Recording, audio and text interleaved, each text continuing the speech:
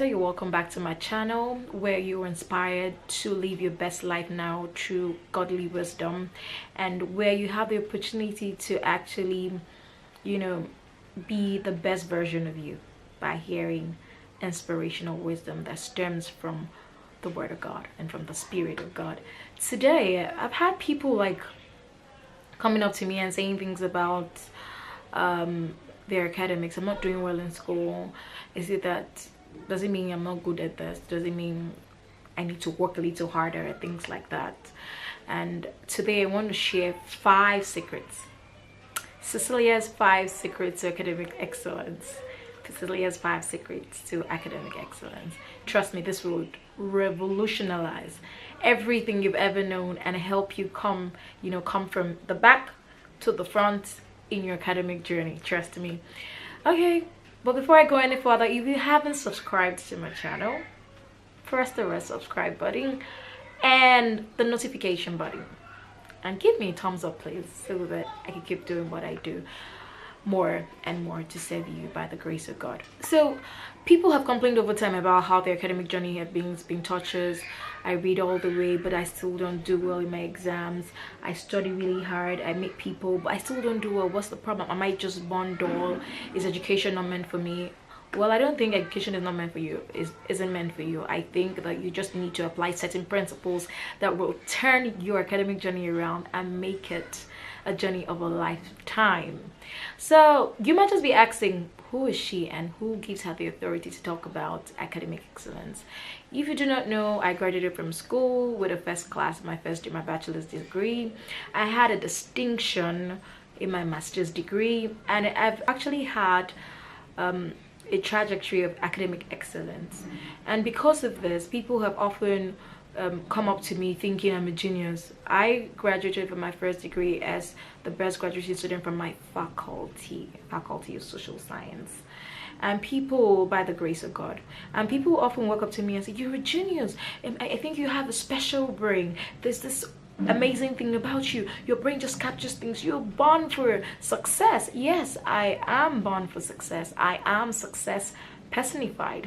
But I always stop by to say, look, I remember the first time I got to school in GS1, I came 206. My result was I was 136 out of 206.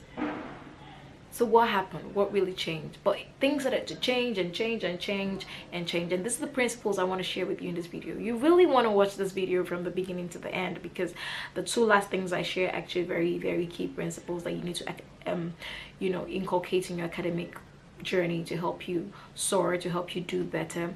This is good for anyone studying any exam whatsoever, whether you're in college, whether you're in the university, or you're just starting life as a student.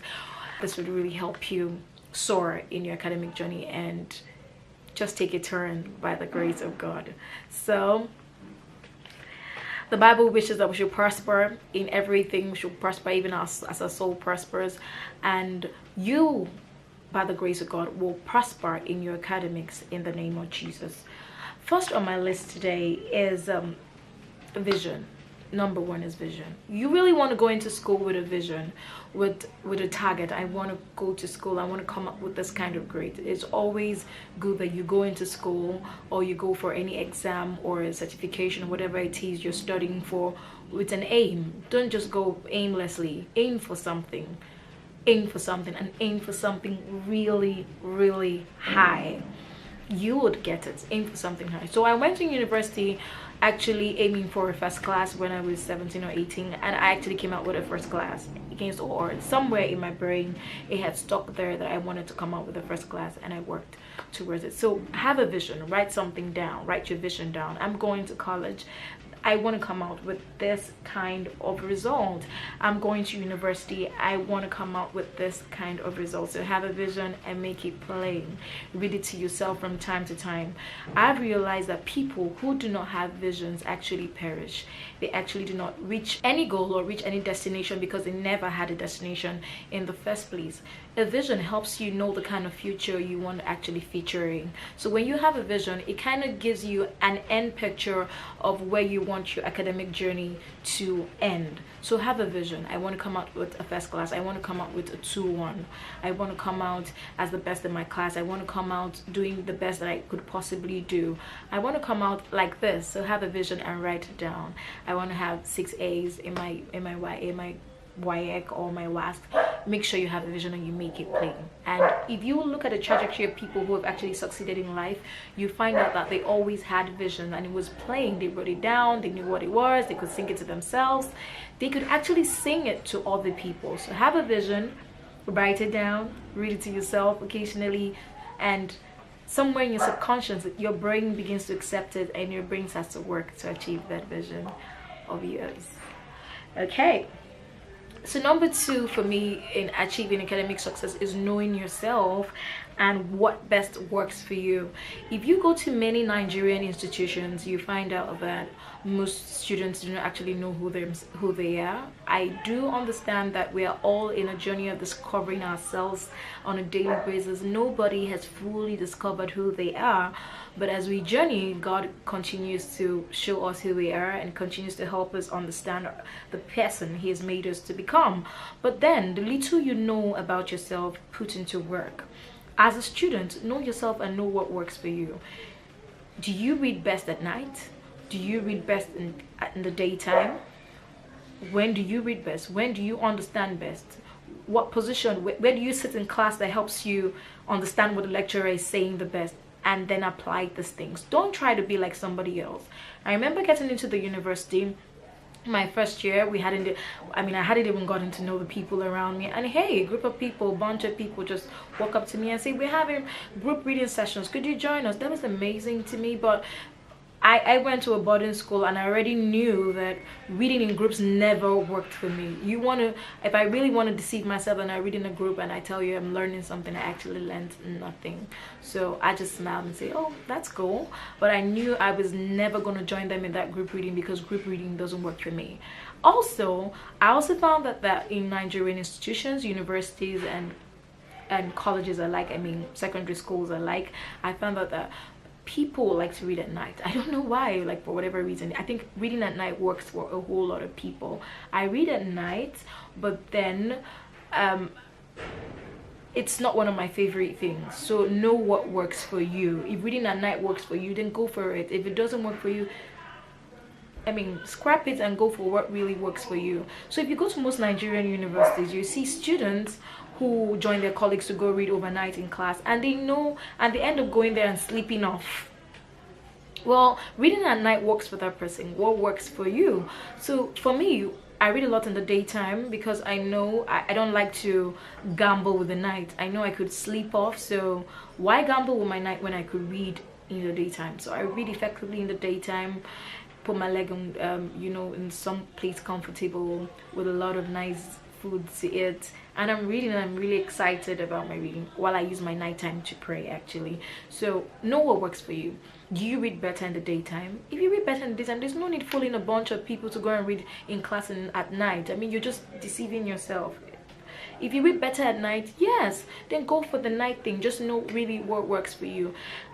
Do you read better with a group, or do you read better at night? Know what works for you. I like to read in a very quiet place without any noise. Some people love to read in places where music is playing, someone is chatting. If I'm reading for something, an exam or something, and somebody is chatting, no matter how slight it is, it just distracts me. So I go somewhere really quiet. It helps me assimilate really faster. It gets in here because that place is quiet, and then I come out for the exam when it's time for the exam. I really don't like noisy places, and to tell you how much I don't like noisy places, I don't even read in a library. It doesn't work for me because of all the chit-chatting that goes on in our libraries here in Nigeria. Somebody's talking to their friend, hi, and all that. So I like to go somewhere where I don't even see people passing by. I'm just focused and I'm reading. But this may not work for you, so do what works for you, and you find out that you begin to maximize your innate abilities because you're doing the things that actually work. If you want to do well in school, you really want to keep friends who have a vision like you, who are going where you're going, or who are even aiming higher than you've even aimed. This would actually help you realize your academic goal and vision and dream, because you're associating with people who are going where you're going. If you go to an airport and you find someone who's going to Jos and you're going to Lagos, and they start to tell you this amazing story about Jos, the beautiful things there, I say, oh, this story you're telling me is so nice, I'm going to follow you to Jos. You just missed your way because of some story they were telling you. So try to know what works best.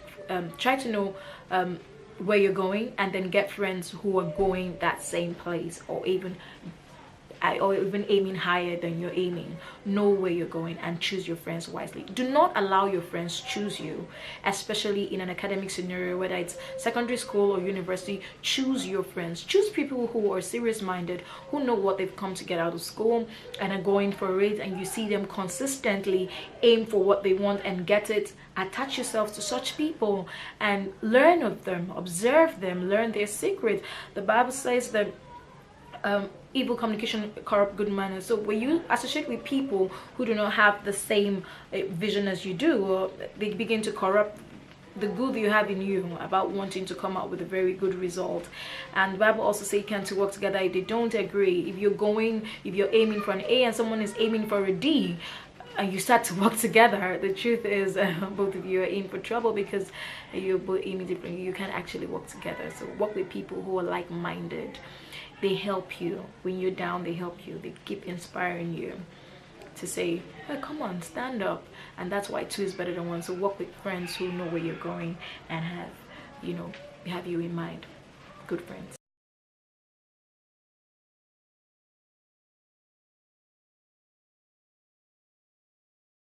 Procrastination, I have discovered, and I learned in my years in school that, and generally with life, that procrastination is the killer of time and killer of destiny. You want to kill your destiny, your academic destiny, your career destiny. You want to kill your destiny really quickly, just be someone who procrastinates. So I'll tell you that I was about shooting this video, but I was thinking to myself, I could quickly go out to something before I come and shoot this video. I had to talk myself out of procrastinating and say, do it now.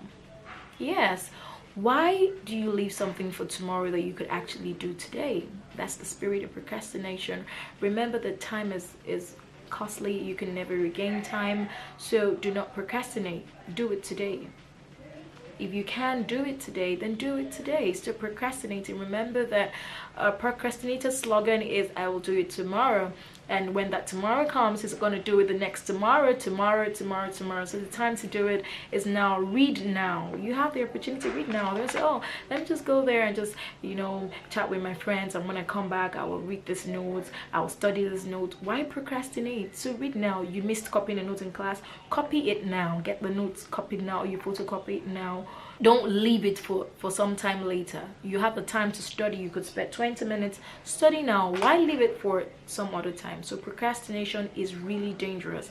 Every time you procrastinate, you miss an opportunity to actually improve, to get better, and to do something that's actually going to move you up the rung of life and destiny as a student. So read well. You have the time to read. Go and read.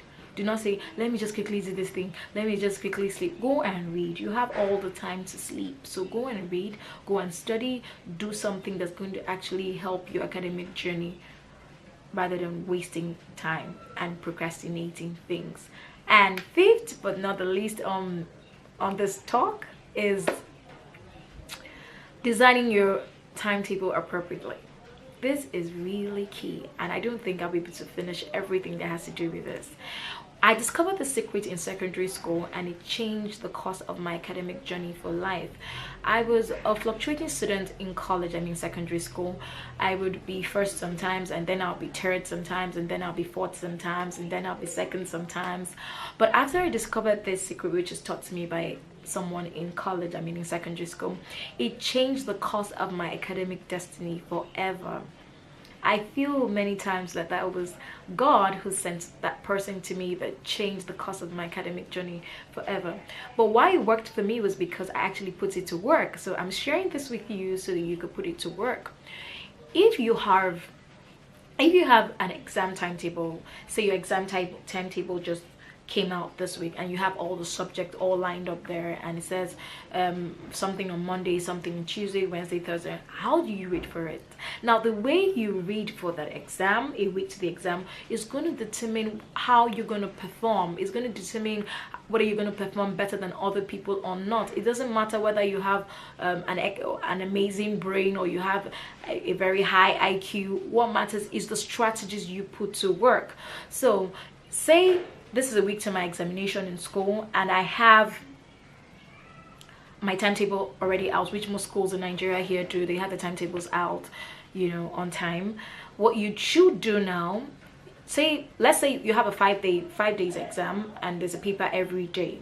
What you should do is, when the timetable comes up, you don't read haphazardly. First of all, if you're in university, you want to look out for the courses that have very, very high units, say 4 credit units or 3 credit units, and focus your energies there. And then those that just have 1 unit, you focus on those ones, but not as much. But then look at the secret here. 5 days, 5 courses. You have 5 courses, and they've all been out on the timetable, and just as a week to exam. What you do is that you start reading for the exam from the bottom up. You don't start reading from the first course on the timetable which you're going to write. You start reading from the bottom. That's the last course, the course you're going to be writing on Friday. So this is Monday, my exam timetable is out for next week, which begins next week Monday, and this is Monday prior to my exam. What I'll do is to read the course I'm supposed to have on Friday, this Monday. On Tuesday, I read the course I'll be having on Tuesday. On Wednesday, I read the course I'll be having on Wednesday. And on Thursday, I read the course I'll be having on Tuesday. And on Friday, I read the course I'll be having on Monday. Now, I try to sit very well with the course you'll be having on Monday for a long while. You could read it because it's the next thing you'll be having, so you could read it for a while to really have your brain. So by Saturday, Sunday, Monday, you're really still sitting on the course you'll be having on Monday. What this does for you is that it helps you brush through everything you'll be having on your timetable, and until the exam starts. It means before the exam starts, you've been able to brush through all the courses you'll be having. Unlike someone who just sits the timetable and spends the whole week reading for the first course on the timetable. I feel like that's a really that's wasting a whole lot of time, and that's not maximizing the time you have before you. I hope these secrets and principles I've shared have helped you and you've learned a thing or two. I've not been able to exhaust all my secrets for academic success. If you want to learn more, I have a book titled Principles of Academic Success. It has about 22 secrets to actually soaring in your academic journey and becoming a genius in your academics and standing out as a student. You could get it on Amazon. Check the description below, description box, and you see where to purchase it. It's really cheap. It goes for $3.99, and you get a copy. It's a piece you could read and share with your friends to change their academic destinies. My name is Cecilia OKEKE, and I'm really glad to be with you today. As I always say, there are no dress rehearsals in life.